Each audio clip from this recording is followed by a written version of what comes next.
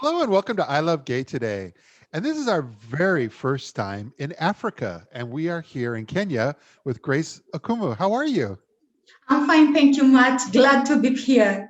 It's wonderful to connect with you virtually here. I feel like I know you. We've been connected online, and you're very good at being able to kind of post a little bit about your life and some of the things you've gone through over the last year. And so, yeah, no, just love to hear it. Hear a little bit more from your own words. Well, thank you, Matt. I'd love to share with you more about myself. Yeah, well, I'll start with introducing myself. Yes. Yeah. Yeah, my name is Grace Akumu Edwards. Edwards is actually my partner's lovely name. So I'm a queer woman of faith. I love God so much. He's my support system. That's the reason I'm still alive to date. I'm a wonderful mom to two beautiful kids. They're teenagers and adoring partner. She's actually taking photos here of me right now. She's recording the whole session. Yeah, so basically, my journey as a queer woman has not been easy. It has come up with a lot of challenges. But I thank God I'm alive to tell my story. I met Eddie like two years ago, and coming out, it was included a lot. We faced a lot of challenges. We faced blackmail. There's been outing, loss of jobs. It's been crazy.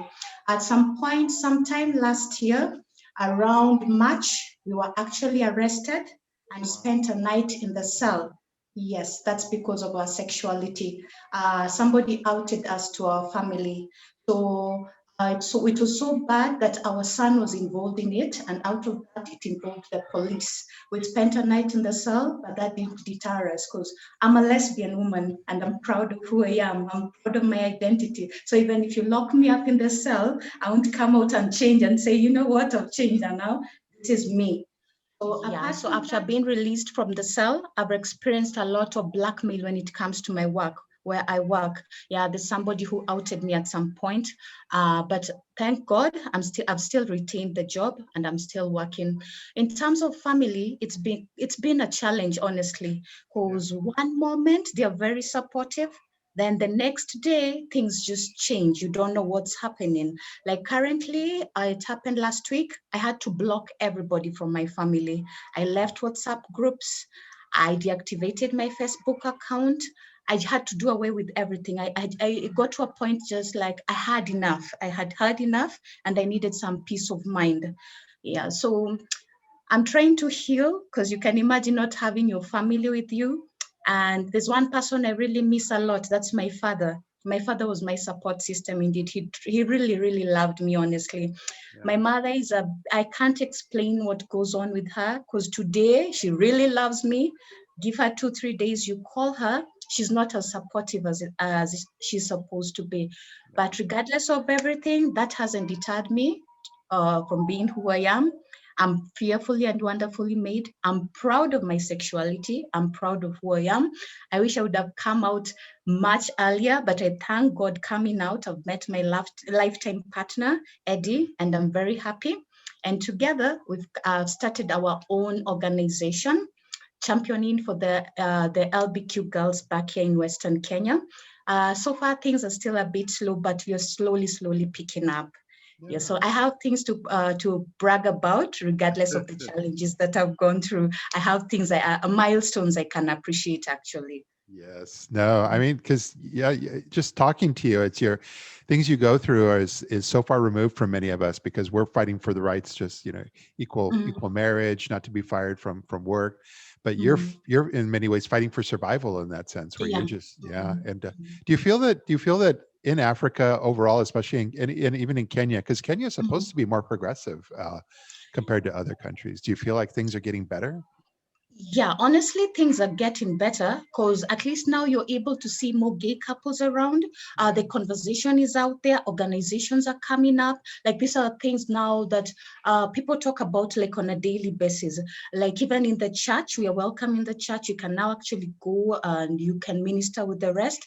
It's becoming more welcoming. The problem actually lies with us, the community itself, because there are organizations back here who are supposed to be championing for our rights. And in this case, they don't help us in any way. They are funded. You get the main people. We call them, I think, the gatekeepers. They take everything. Then we suffer back here. There's money directed to like sustainability goals. There's money that's like COVID-19 during the pandemic period. There are organizations which were funded to take care of our needs, which to date they don't. Yet you see the organizers, the directors live very comfortable lives while we suffer back here. It's hard. We suffer under our own hands. Sad to say that. We suffer under our own hands. We are a threat to our own selves, yet we are a very small community. Like, we need to embrace each other, empower each other, but it's not the case in Kenya, more so in Kisumu, where I stay right now. It's difficult. It's very difficult, to be honest. Yeah. But I take it that the strength of your family and your faith has really kind of kept you going over these last turbulent years. Yeah, very true. The strength of my family has kept me going. Our kids keep us going. They are our support system. Our son apologized actually after everything that happened. He told us what happened. It was some incitement coming back from home, but he was very apologetic for all he did. We have an amazing daughter, very beautiful, wonderful. She's our greatest fan actually. And of course, having a lovely partner, somebody you pray with, somebody you grow with daily.